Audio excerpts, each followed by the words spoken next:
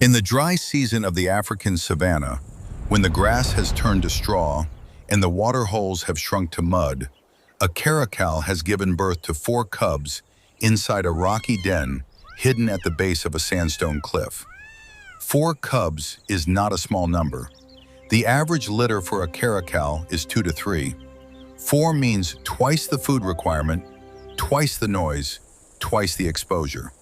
The mother has been hunting since before dawn, and she has not yet returned with enough. Animals Prime.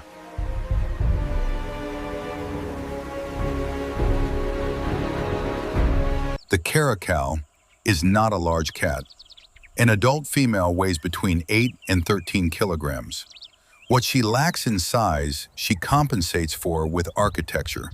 Legs long in proportion to her body, a muscular hindquarter built for explosive acceleration, and ears topped with the black tufts that give the species its name, from the Turkish karakulak, meaning black ear. These ears rotate independently, triangulating sound to within 1 degree of accuracy. In a landscape where a mouse moving under 6 centimeters of dry grass is a potential meal, that accuracy is the difference between eating and not eating. She has been watching the baobab tree at the edge of the rocky outcrop for the past 20 minutes. On a branch 6 meters up, a tawny eagle has built its nest over the course of many seasons, a platform of sticks in dry grass that now weighs more than the bird itself. This morning, the eagle left. The direction of its departure suggests it will not return for at least an hour. The tawny eagle, Aquila rapax, is one of the most widespread raptors on the continent. With a wingspan approaching 2 meters and eyesight capable of resolving detail at distances that would be a blur to a human observer, it spots movement from heights that most prey animals never look toward. It also has a habit of returning to a nest that has been disturbed and returning fast. The caracal knows the window is short. The caracal confirms this through a second scan of the sky, then moves to the base of the baobab. She climbs. The baobab's trunk is wide and rough-barked, not built for climbing, but the caracal's claws find purchase in the deep furrows of the bark. She reaches the nest in under a minute and a half. 3 eggs, each one a substantial mass of protein in a season when protein is scarce. She begins to feed. She does not notice the black mamba until it has already covered 3 meters along the branch toward her. Dendroaspis polylepis, 2.5 meters of olive gray muscle, the fastest land snake in Africa, capable of striking faster than the human eye can resolve. The mamba was already moving toward the eagle's nest before the caracal arrived. They have converged on the same resource from different directions, and neither noticed the other until now. The caracal reacts in the fraction of a second it takes her brain to process the threat, not by retreating, but by striking first. Her paw connects with the mamba's head before the snake can complete its first strike. The mamba retaliates, a second attempt. The caracal shifts her weight, and the strike lands on the thick fur of her shoulder rather than the skin beneath. She bites down behind the mamba's head with the targeted precision that makes felids such efficient snake killers, and the encounter is over within 15 seconds of beginning. She is still holding the mamba when the tawny eagle returns. The eagle spots the intruder from 40 meters out and commits to a dive immediately. Wingspan nearly 2 meters, talons that exert over 400 newtons of force, a threat that even a caracal does not ignore. The caracal grabs the mamba and launches off the branch.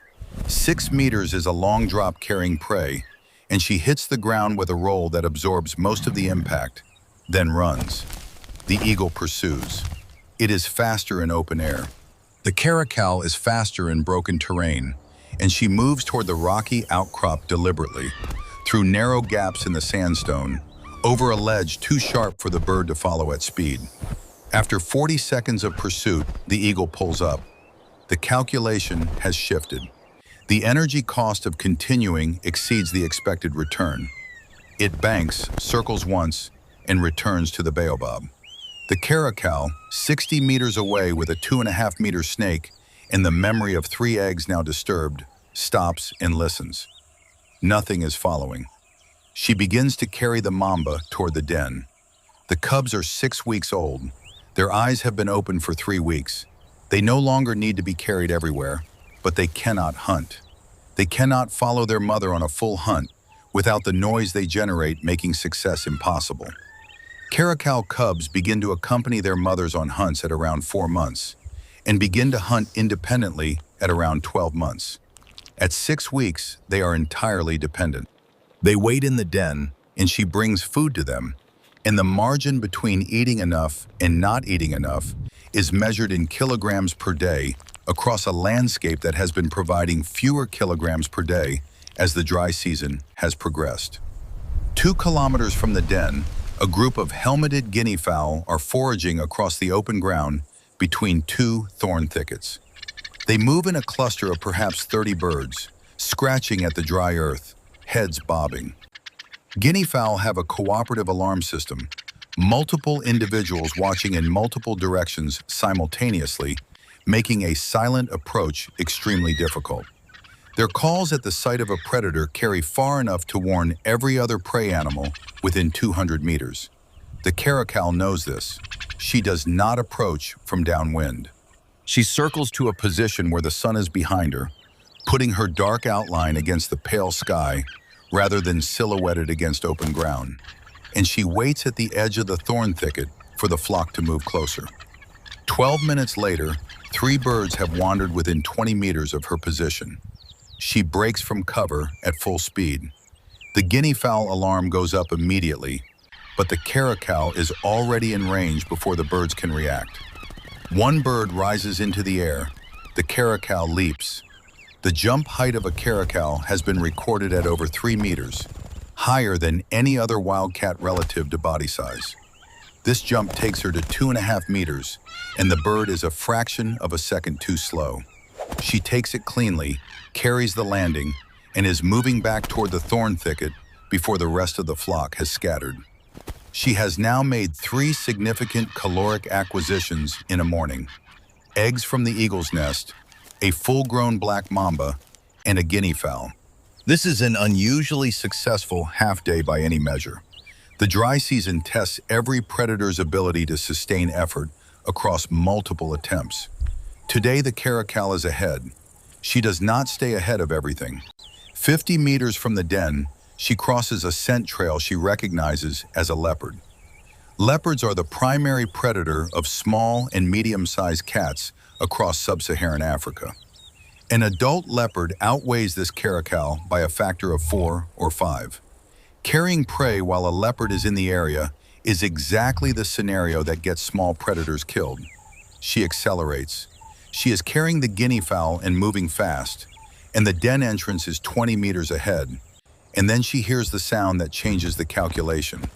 The leopard, 40 meters to her left, has heard her and is now moving in her direction. She makes the den with 8 meters to spare, drops the guinea fowl just inside the entrance, and positions herself in the narrow opening. The leopard arrives at the entrance and stops. The opening is too narrow for an animal its size to enter without becoming vulnerable. The caracal is facing it from inside, and the 4 cubs are pressed against the back wall of the den. The standoff lasts 4 minutes before the leopard loses interest and moves on. In the wild, survival is not a single decision. It is a continuous chain of decisions, each one made with incomplete information about what the next threat will be and where it will come from. The caracal made 11 distinct decisions today that each contributed to a successful outcome, and any one of them, made differently, could have changed that outcome. By the time the sun has dropped below the sandstone ridge and the temperature has begun to fall, the 4 cubs are fed, the den is secure, and the caracal is positioned at the entrance, facing outward, ears rotating through the sounds of the African night. The leopard has moved on. The eagle is in its nest. The dry season continues. The margin is thin. But today, the margin held.